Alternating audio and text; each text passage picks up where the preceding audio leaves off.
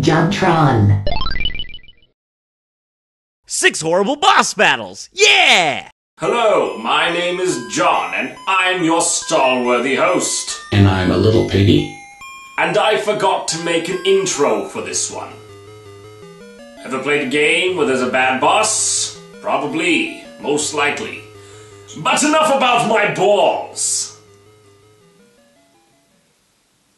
We're doing a video on bad... What's that? Number 6. Super Meat Boy!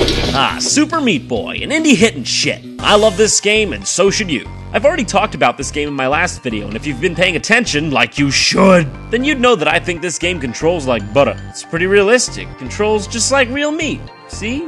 It's like real meat when you get it in the store. It's like real meat when you touch it all nice, Band-Aid. But Source Lord, this seriously is a great game. It's about the reflexes and how good you are at the game. No bullshit in between. Until you get to World 4, that is. Appropriately titled Hell. Now, the regular levels in Hell are fine, like Gluttony and Limbo and Greed and liking Justin Bieber. But it's when you get to the boss at the end of the world that the game becomes super cheap boy. Whereas the rest of the game is focused on good level design that promotes a natural and fair difficulty progression, this motherfucker is just Simon fucking Says. There is no way to predict his attacks. None! There is literally no way to beat this guy without playing him over and over and over until you memorized every single one of his attacks. In order. It's the same every time. You just have to memorize it. He doesn't even telegraph his attacks. Watch.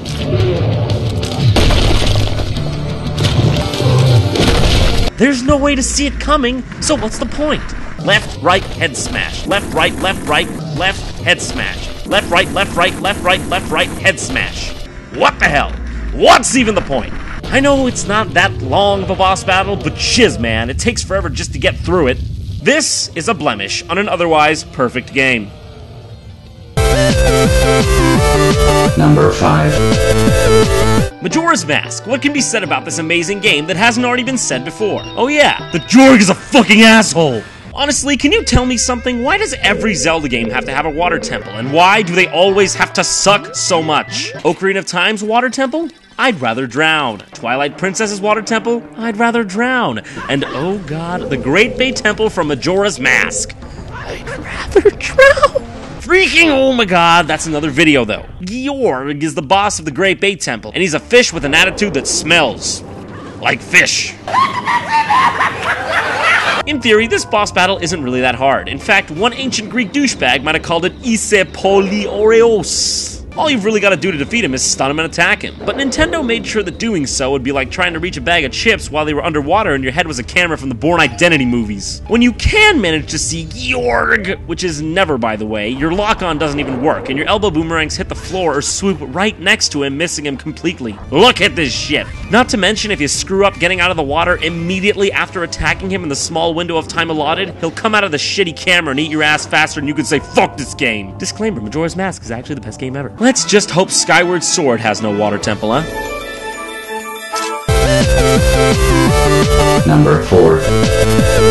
Fallout 3, a title that easily rests on the ironically small list of notably immersive and gargantuan games. The bulk of the adventure isn't even in the general storyline. There's so much to see and experience that it truly feels like you're in a cohesive world of epic proportions. So what better way to end an epic game than with an epic boss battle?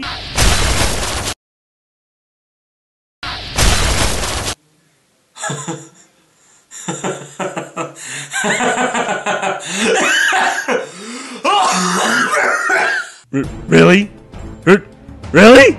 Someone thought this was the best way to end Fallout 3? I don't even know if this is the final boss, but he surely is the main character standing in the last room of the game. That qualifies him for boss status if you ask, oh, I don't know, everyone? Honestly, it's comical how stupid this boss battle is. You just shoot him a few times with bats and he can pop his little head off before he gets a chance to say, sorry guys, we ran out of time making the game. He's not even in armor! For fuck's sake, he's not even in armor! Whatever. You know what? I like this boss battle. It's hilarious. It's the fucking best. There it is. Above Jubileus. It's the best. It's not like the ending is any better either. You just walk into a chamber and kill yourself. The end. Well, unless of course you're like me, where you just send the girl in instead. Bye-bye, sweetie pumpkins.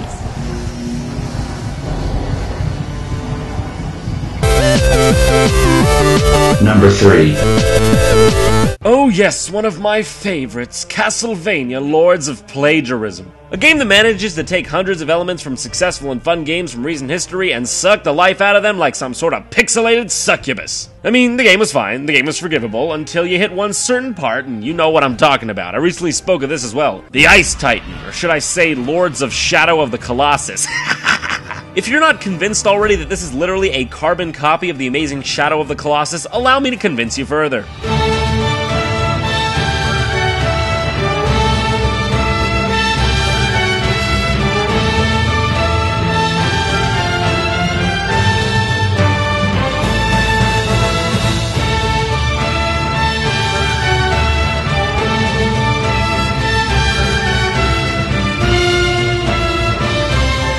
Well, if it ain't Peach Pie Sundae, fuck this thing. If it were actually as fun as then maybe I'd forgive it, but it's not only horrific, it's shiterific. In Shadow of the Colossus, all the controls are intuitive, and they make you feel as if you were actually clinging for dear life on the side of a massive rock-hard beast. In Lords of Shadow, however, all you're doing is holding the control stick in one direction while occasionally pushing R2 to hold on so you don't fall off. Only problem is, even if you let go when it says to, sometimes you fall off anyway and have to climb all the way back goddamn up. Oh yeah, and try dodging this. Yeah, that's fair. Hey guys, next time you're thinking of making an awesome boss based off some awesome games, try not to forget to rip off the awesome gameplay too, huh? Alright. Number 2. If you were witness to some of JonTron the Lost Tapes, then you know I hate Final Fantasy VIII. I'm with Spoonie on this one. Playing this game is like trying to pull the addiction out of a heroin fiend. Hard and frustrating. And then you get to one certain boss. A boss that literally made me throw down my controller and say, that's it! Mobile Type fucking 8. Yeah, the name sure fits, cause I went mobile type and walked away from Final Fantasy VIII after this piece of shit. I'ma be honest, I didn't want to go all the way back through Final Fantasy VIII to capture this footage, so I just took some footage I found online. But it really doesn't serve my point very well, cause this person has like 1,000,000 health. I guess I just suck at micromanaging RPGs, cause my characters had like no health when I got to this point. I was really only mad at this boss, cause whenever you attacked it, it did counter damage to you that was ridiculously powerful. But this guy doesn't seem to have a hard time beating it. So I guess I just suck.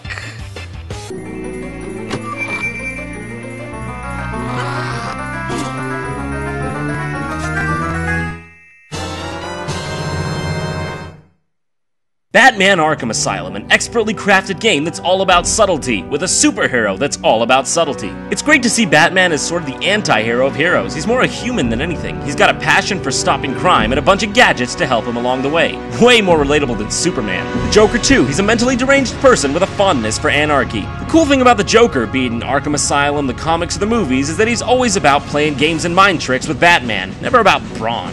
That's the compelling thing about him. You never know when he's gonna strike, or how, or what he's gonna do. He's not just some brute.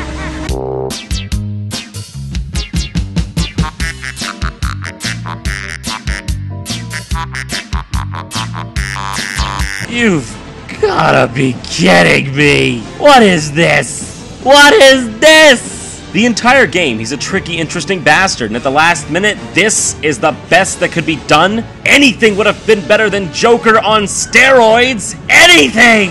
I'd rather fight a fucking fish tank with arms! Anything! This completely defeats the point of the Joker, and it really soured the game at the last minute for me. I didn't feel like I was foiling the plot of a deranged genius. I felt like I was playing fucking Gears of War. You know what? If a boss fight is put at the end of the game simply to be a cool boss fight at the end of the game, you might be doing some stuff for the wrong reason. Just saying. In short, this wasn't fun. This wasn't cool. I wanted Joker. I got God of War. Eidos, I was disappointed. That is all. Thanks for watching. Go to normalboots.com right now to see a new JonTron original, and if you want to follow us on social networking, go to facebook.com/JonTronShow or twitter.com/JonTronShow.